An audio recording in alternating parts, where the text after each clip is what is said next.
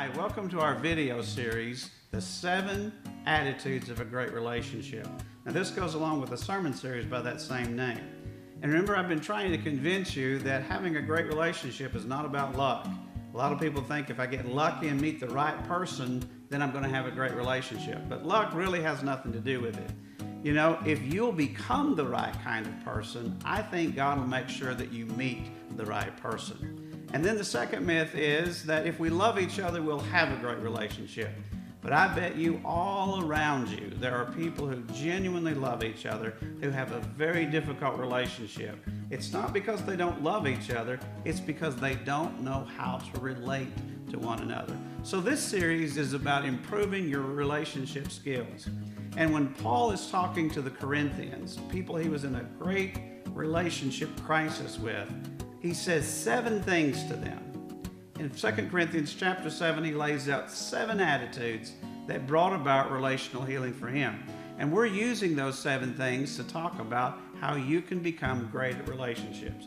Now, the first thing is to include yourself in the equation for improvement.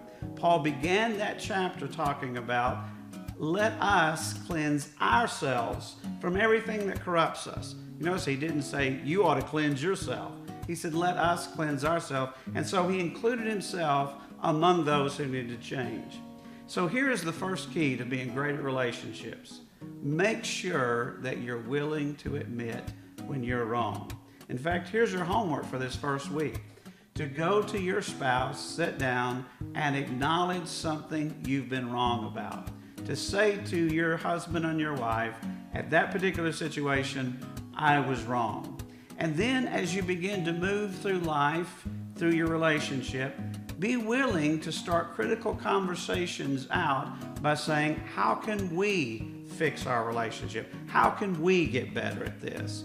And you'll find that when you are talking about improving yourself, along with improving your relationships, that your spouse is going to be a whole lot more willing to get involved in that process.